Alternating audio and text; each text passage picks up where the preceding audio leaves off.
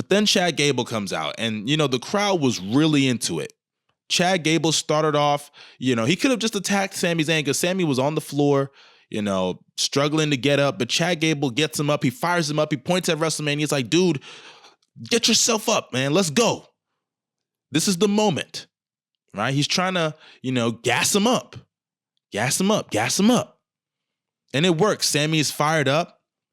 And actually, real quick, I didn't even know this, right? I should have known because it is Ramadan right now, and Sami Zayn is Muslim. Apparently on commentary, they brought up that Sami Zayn has been fasting, right? So that fed into the story. And if I had known they said that, I probably would have known Sami was going to win. I would have known. But, I was in the crowd, so I didn't hear that. But yeah, they had a nice, really nice back and forth. Sami, got put in the ankle lock a couple of times. He was selling the leg throughout the whole entire match after that. Sami got hit with one of those delayed suplexes that always look super nice on Chad Gable's end.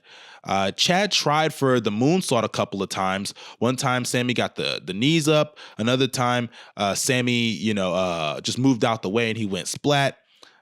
Sami eventually hits the haluva kick, right? But because the ankle has just been demolished with the ankle lock, Sami just can't capitalize. He can't get to the cover, right? So he finally does get to the cover, and Gable kicks out, right? So the crowd is going crazy. The crowd loved this match. Eventually, though, I think even after Sami hit the haluva kick, Chad then hit a crucifix pin for a really good near fall, right? But, fast forwarding to the end, Sami gets a roll up on Chad Gable. And I kid you not, Chad Gable loses the match. He straight up loses. Now, for those who don't know, I'm a big advocate for Chad Gable. I love Chad Gable, right? I think Chad Gable is one of the most underrated and underutilized talents on that roster. Straight up. And I thought that the feud that he had with Gunther last year had some of the best TV matches that we have seen in years. Straight up. It was an amazing match. Not only did they have one match, I think they had like three, right? The first time Chad beat him, it was like by a count out. Then they actually had a rematch that same night right after. Gunther then beat him. Then they had a rematch where Gunther beat him in front of his kids. And I thought the story they were telling right after, where Gunther told him, you're a bad father, you let your kids down. It was a great story because how did Chad respond? When Gunther said, you got to go to the back of the line now. I've beaten you multiple times. Get out of here, bozo. What happened? Chad Gable says, hey, I swear to God, I am going to beat you and I'm going to take that title from you. And I'm going to put that smile on my daughter's face where it belongs. But what made me mad is that after that, they didn't follow up. They didn't follow up. Obviously, because the plan was not to have him lose to Chad Gable or have them even revisit that match. Because we all know, right, if Brock Lesnar and the Vince McMahon thing didn't go on, Brock would be facing Gunther right now. So Gable was kind of screwed from the beginning. But when Brock Lesnar exited the picture, plans changed. And I hoped they would change for the better as far as Chad Gable is concerned. And over the last couple of weeks, Gable was picking up some wins. He was bringing back up the story about his daughter. He even confronted Gunther backstage.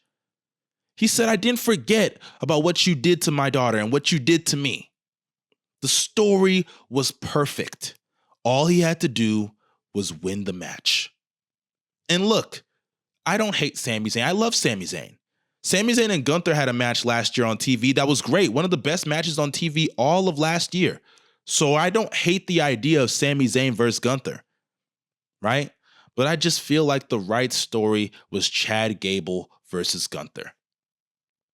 It was the perfect story, man. It was the perfect fucking story. And like, man, it hurt because I was so deflated. And there was a couple people in the crowd, you could feel some deflation. Obviously, people cheered for Sami. Nobody booed him. People love Sami Zayn. They're not going to boo him. But man, you could feel a deflation, at least on my end. I was so deflated. I was so deflated because I just think that story with Chad Gable and Gunther, it's perfect. It's perfect. And to be fair, because I don't think Sami Zayn is going to beat Gunther at WrestleMania, maybe that's why.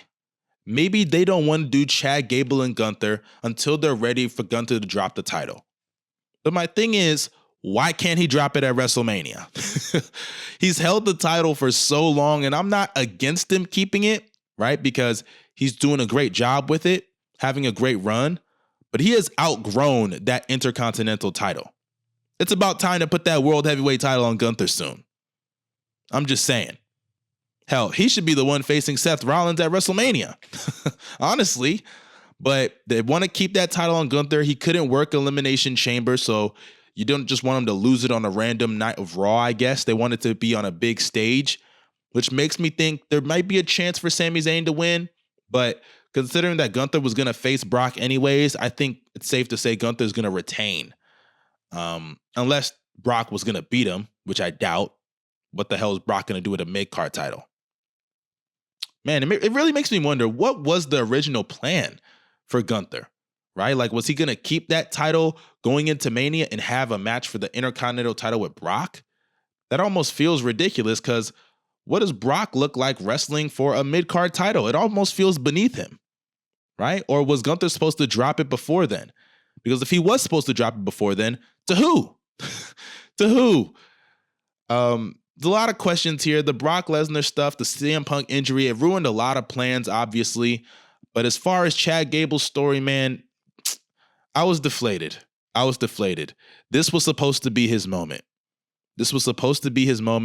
But I will say, when I saw Sami Zayn running the gauntlet kind of as the Iron Man for a couple of matches before Chad Gable came out, I was like, man, it's going to kind of look tough if Chad Gable just beats this babyface here, right? It would have looked a lot better if Chad Gable came out at number 1, or maybe he came out at the spot Sami Zayn came out and he willed himself to victory. So when I saw that going on, I was like, man, Sami's probably going to win this match. He's probably going to win. But I was still pulling out hope because the match was super competitive at the end. They got me with a couple of those spots. I almost thought Sami Zayn was going to tap out. For real, I almost did. But he did it. He did it, and he picked up the win. Now, I will say, Chad Gable's shoulders were above the mat. They were above the mat. And there was a point where you could see the screenshot. His shoulder is like not even touching it at all. Or at least one of them. I think it's like the right shoulder. It's not even touching it at all. Now, do I think WWE will pick up on that and feed it into the story and maybe make it a triple threat match? Maybe. But I don't see that happening. I just don't.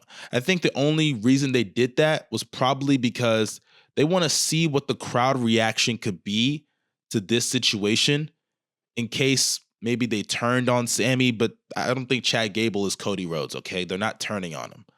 So I think they did the finish the way they did it just in case so they could have an out to put Chad Gable in the match. Or maybe I'm wrong. Maybe they're going to put Chad Gable in the match. Hopefully they do. Hopefully they do. Because I really, really want to see Chad Gable get that IC title. He's never won a singles championship. Never. Sami's had his moment with the IC title. I thought when he was talking about winning a championship, he was talking about the world title. He was saying, I want to be a world champion.